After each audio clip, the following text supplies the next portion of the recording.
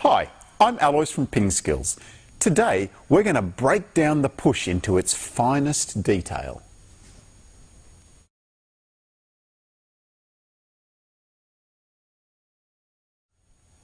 The push is often used on the return of serve and in the rally as a defensive stroke to keep your opponent away from the attack. So let's look at the technique for playing a push. So here, Jeff is playing the backhand push. You can see that it's a very small stroke. Jeff's bat is facing upwards so that he can slide underneath the ball and get some backspin on his push.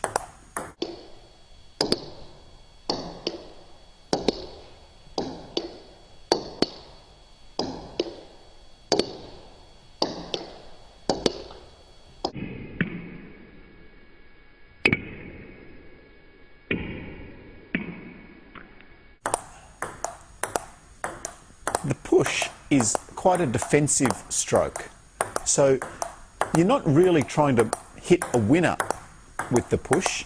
It's putting the ball on the table nice and low and to a good position.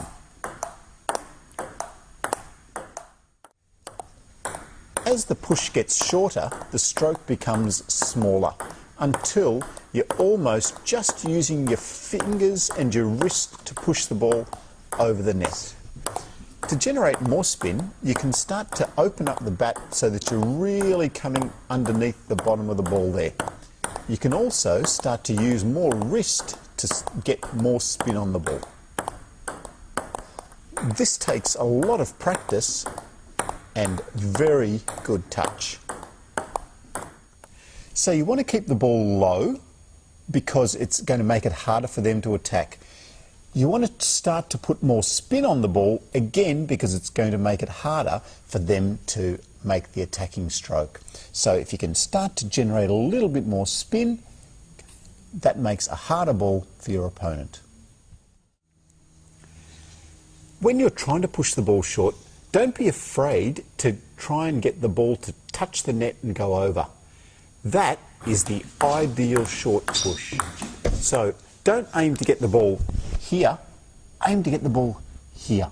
So even get the bottom half of the ball to touch the net on the way over, and that is a perfect short push. Another thing to be aware of when you're trying to make the short push is to keep your hand and fingers really soft and relaxed. So I'm almost not holding the bat. The bat is very loosely in my hand there. So that way, that cushions some of the speed and enables you to keep that ball nice and short and low and close to the net.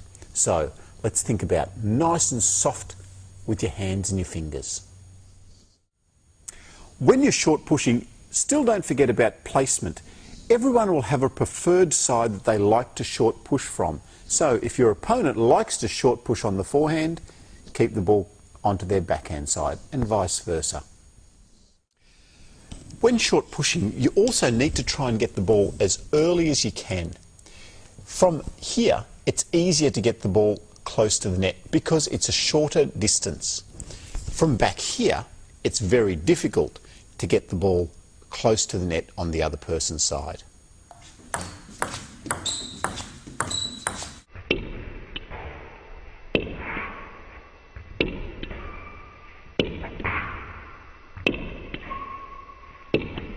So our in and out movement is important. Why do we move out again? To be ready in case the other person puts the ball long. And that's what we're looking for. We're looking for that ball to come long that we can attack. So as soon as you push the ball short, get back and ready. If the ball isn't long, then you're back in again to make a push. Back and ready for the attack. The ball comes short, back in.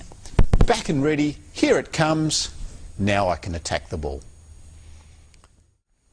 So short pushing is one of those strokes that is often neglected, but it is a stroke that separates the mediocre player from the best players in the world. So don't forget to put short pushing in as part of your training routine. It's often forgotten, but I tell you, it is really vital to lifting your level as a table tennis player. Once you've developed your push, your match strategy is to keep your push as low and as short as you can to keep your opponent away from the attack. The other strategy that you can use is, as a surprise, you can push the ball long and fast with a lot of backspin, which will catch your opponent by surprise and make it difficult for them to make a strong attack. So then you can get in and make a strong counter attack at them. So most of the time you want to keep the ball short, but if you are going to make that surprise push heavy and deep to the corners, then you want to use a bit more wrist to get a bit more backspin, and make sure you position it wide and deep with a lot of spin to make it hard for your opponent as a surprise tactic. So instead of just pushing the ball short all the time, occasionally you can dig it heavy and make a good attack.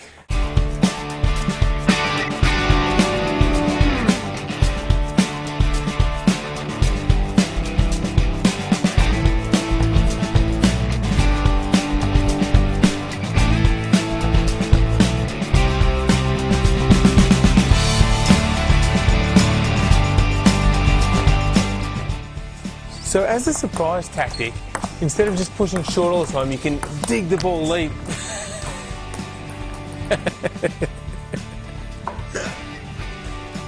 And really surprise them. See how effective that is? That's fantastic.